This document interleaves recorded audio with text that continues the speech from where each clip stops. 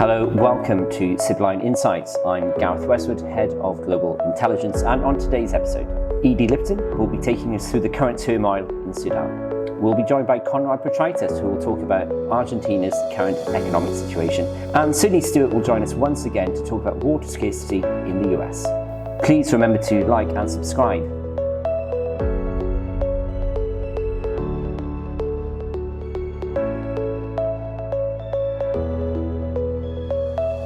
Okay, Edie, welcome back to the podcast. Sibylline put out an alert to our clients and subscribers on Saturday, I believe it was, just as things were kicking off in Sudan, seemingly. Can you take us through exactly what happened on Saturday? Yeah, absolutely. So on Saturday, we saw the paramilitary group, the Rapid Support Forces, or the RSF, take control of Khartoum airports, a number of other airports as well. And we saw clashes between them and the Sudanese military in Khartoum, Darfur and Kassala. So obviously it had wide-ranging impacts almost immediately, but we'll talk about those in a second. What led up to what we saw on Saturday? Did we see this coming or did it come out of the blue? Essentially, tensions have been building between the RSF and the military for a number of weeks. And just to give a bit of context, in December, a peace agreement was signed to ensure a transition to democratic rule in Sudan. And there were a number of issues that were left unresolved after signing that framework agreement. And that deadline was set for the 11th of April to have those issues ironed out. And one of those concerns were that the RSF needed to be integrated into the army. And essentially both sides had a lot to lose from that integration, which stalled progress in those talks. And then the deadline went past the 11th of April. Both forces were put on high alert across the country. So those tensions were really building since then. At the heart of this, is this a political fight? Is it a battle for power between the two heads of the various factions? Absolutely, yeah.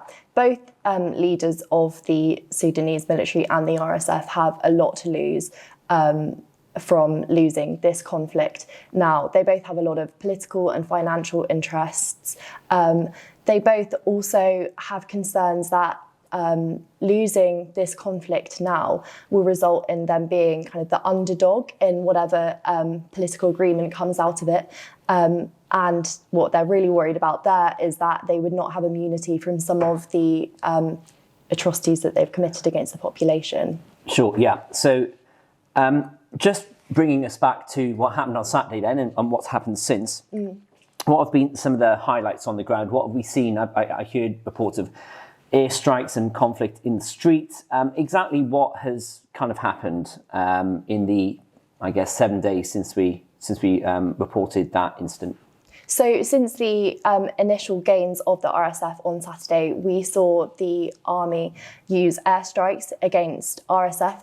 They destroyed a lot of RSF bases across the country. So these airstrikes have caused a lot of damage to infrastructure. It's led to supplies being disrupted to major cities. We've got water shortages, food shortages. We've also seen looting on both sides. The UN office in Darfur was looted a couple of days ago. So that's likely to continue. But a quite high threat environment, you're really saying to the medium term at least? Yeah, absolutely. What we have is a lot of misidentification at the moment, which means that going out into the streets, there's a lot of crossfire, there's no front line. So it's very high risk for people at the moment. We think that the Sudanese military will make significant gains within central Khartoum, destroying those RSF bases, and that will allow more movement within central Khartoum, and that will essentially allow evacuations to take place from the central districts. Well, thank you very much, Edie. I know that we are daily monitoring this. We're adjusting our risk scores accordingly. And of course, as things develop, we'll get you back onto the podcast. But for now, thank you very much. Thank you.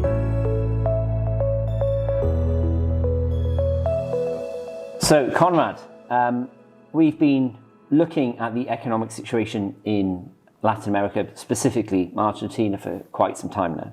And the other day, I read one of your reports. I think it was actually in a conversation we had. He said Argentina's inflation is now above 100%, which is absolutely staggering. So can you just take us through, where we are at the moment? Has it gone up even more since we last spoke? What is the current situation? Yeah, exactly. So the last reading that came out, it was 104%. Just last month, it was clocked in at 100%. So the trend is it's not good. The trend towards hyperinflation, that's continuing. And that's worrying everybody, both inside Argentina and outside, specifically the IMF. They're still on the hook for a bailout roughly around 44 billion mark, which is the largest bailout the fund has ever provided to any country. And inside the country, they continue to be stuck in this loop of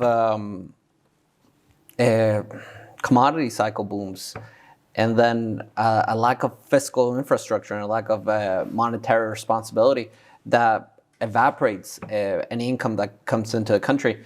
And it just a little boom and cycle we've seen in the last 3 decades. In the last 2 decades, we've seen 3 defaults, and since 1930, we've seen 9 already. So, Argentina is demographically quite a young country. Yeah.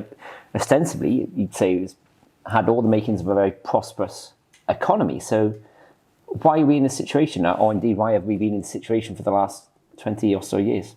Well, in the last 20 or so years, so the 2001 crisis is really the inflection point, in large part because as soon as the crisis comes in and the government defaults, there is a huge exodus of the middle class that goes out of the country, and investor confidence hasn't returned. So you got both a good chunk of your economy departing, and then the investors have not, by and large, believed the government that the government can hold can be responsible for its spending. So, in the last 20 years, it's roughly 2 groups who have governed the country. So we have Kirchner and his wife, who is currently the vice president, Cristina Fernández de Kirchner. She has very little credibility with anybody inside the financial markets. She's very famously been very hawkish, attempting to countersue and attempting to target people in the states that trade in distressed Argentinian debt. So it's a question of confidence then, really, in the regime. You mentioned about the IMF bailout package. Is that still pending? Or have Argentina received it? Just so I'm clear. Yeah, so they've received it. We're in, I believe, a year in already. And they're receiving tranches. The last tranche, I believe, was 6 billion that came out. And they'll probably continue to receive it, in large part because the IMF has been bending its own rules and has been bending its own markers. You could argue for good reason. So Argentina is experiencing a drought right now, which is hitting soy and corn exports, which is a large part of the dollars that come into the country. But there's also mismanagement by the political class ahead of the elections that were coming up in October. So this 44 billion. Yeah. Do you think it will make a material difference to this, this situation? Will it bring inflation down, or do you think it will just, it's just a band-aid for what is a structurally deficient economy? It's a band-aid, to say the least. So as I was saying, there's no confidence in the current stock in government. Cristina Fernández de Kirchner is the vice president, but the current president was second in command when her husband was ruling the country, and he's been involved in X amount of plots to fudge inflation figures and unemployment figures for a good long time. The people that might come into the country after October they were the ones that catalyzed the last crisis, in large part because while they might have very good intentions, they did not have the political capital to rush through a set of reforms that would put in those fiscal constraints in place so that the country could finance itself. So I guess investors are trying to see the lesser of two evils here. Exactly. I mean, we'll go on to the election and the outcomes and the forecasting in a moment, but how is this impacting businesses and organizations inside Argentina today? So confidence, both outside of the market, which I've already touched on, hasn't returned. Inside the country, you could argue it hasn't returned either. I remember several years ago, I was at our large ranch outside of Cordoba, and the owner was explaining his expansion plans. His expansion plans, however, were in Miami. They weren't in Argentina. And more or less in the conversation, we said, well, there's a new government coming, it's a lot market friendly. His explanation was the cycles won't end with one government coming. We need 2-3 successions of governments for that stability to sink in. That's in the long term. In the near term, what we're seeing right now, it's an immense spike in domestic unrest, for example. Right. There is also a worrying trend in the past couple of weeks. We've seen a rise in violence associated with protests, which is not common in Argentina. Violence, what, between security forces and protesters, or between factions of protesters? Between factions of protesters and between protesters and government officials, which again is not very common in Argentina. Will this persist, these outcomes, these physical security risks that you just outlined, do you think they'll persist until at least the election?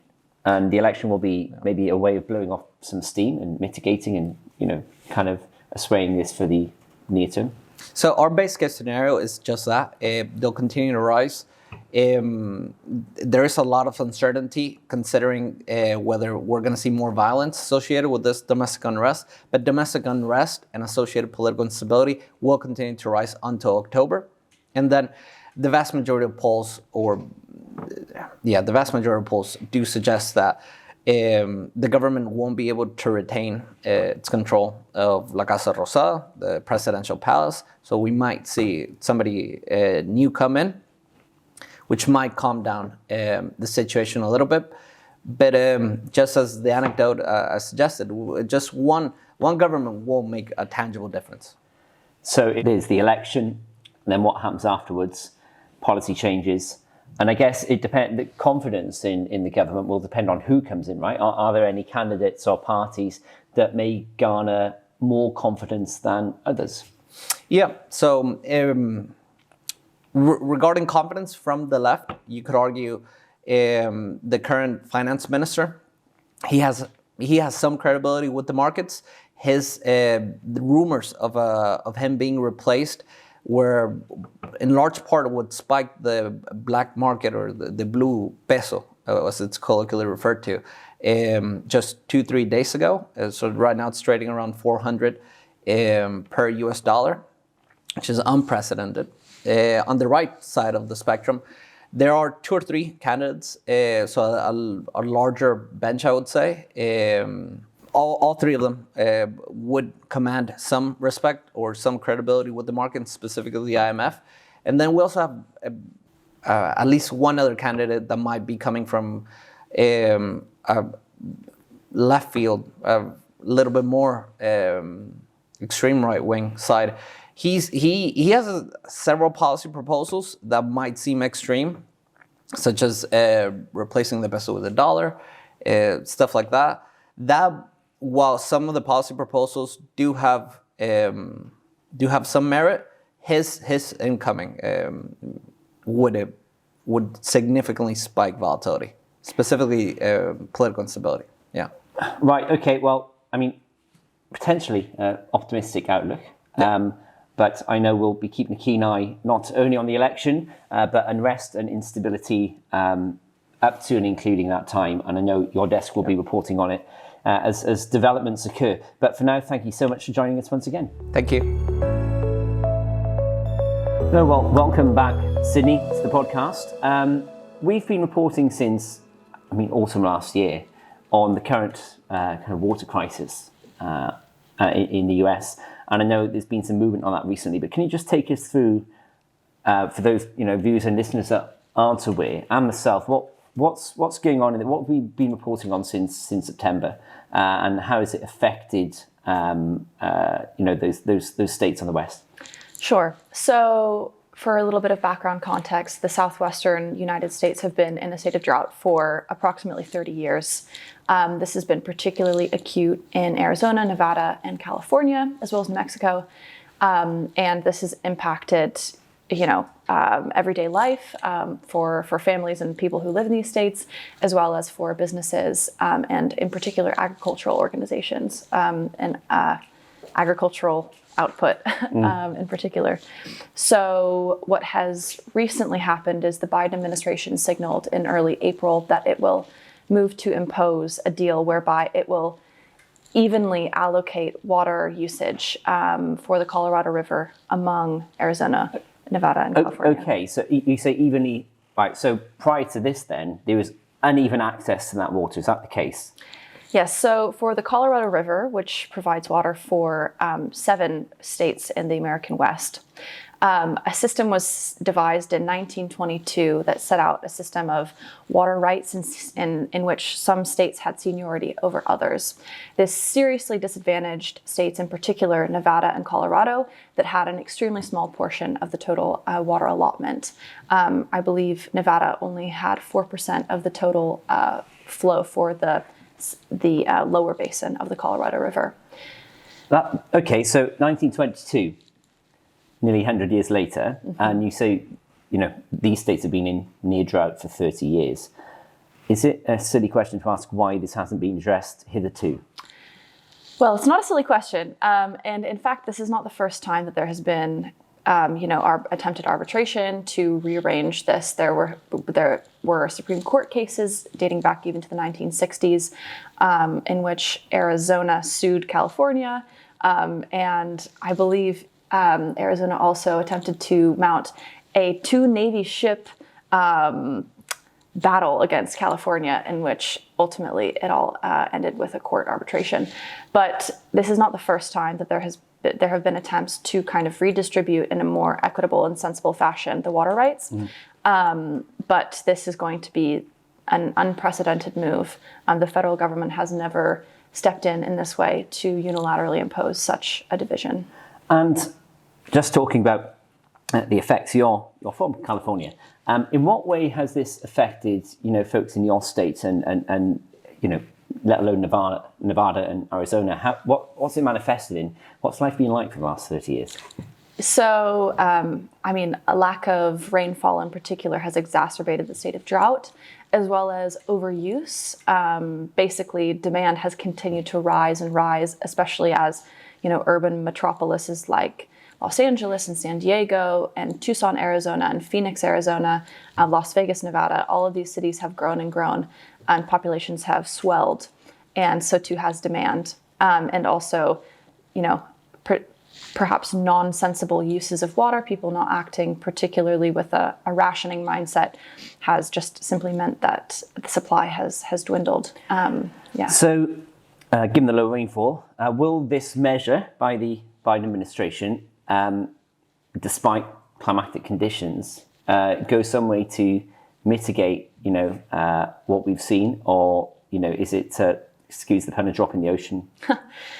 Well, so the deal will, for some states, improve conditions and ensure drinking water supplies are there.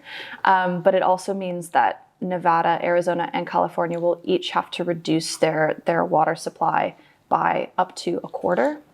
This is as the Colorado River has recently seen its flow diminish by a third.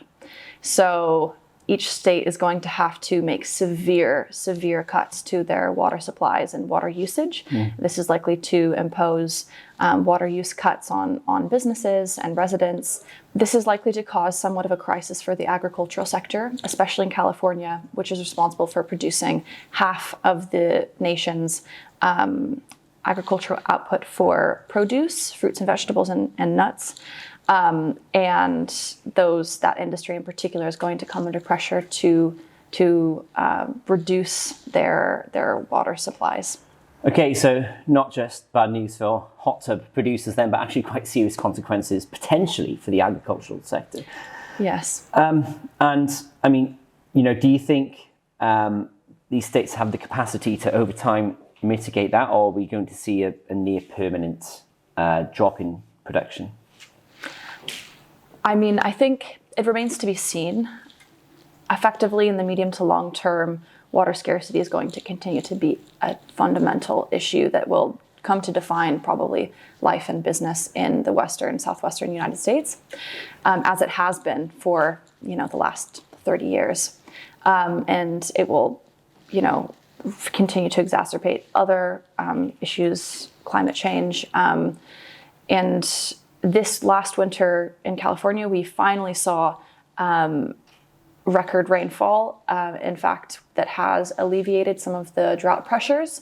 Many regions of California have actually had their state of drought go from extreme and acute drought to more moderate or even to a low drought condition. So we have in the near term seen kind of an easing due to just the sheer fate of having high rainfall this last winter. However, in the long term, these cuts are likely going to outweigh that rainfall that has accumulated in the short term. And this is also going to impact not just potentially food security, but also energy security. The Hoover Dam produces electricity for Arizona, Nevada, and California. And the Hoover Dam is reliant on flow from the Colorado River. So if we can, ideally this plan by the Biden administration will, in the short term, ensure that things like the Hoover Dam can continue to produce hydroelectric power and avoid that kind of worst case scenario where it shuts down entirely. But long term, we'll hopefully see a stable condition, but dependent on other conditions. Well, a bleak picture, but I'm sure we'll keep on top of it. And thank you for coming on the podcast. Thank you, Gareth. Well, that's it for another edition of Sibylline Insights. Thank you to Edie, Conrad, and Sydney. And of course, thanks to you for tuning in. Please remember to like and subscribe however you're receiving this podcast. And we look forward to welcoming you again for the next episode.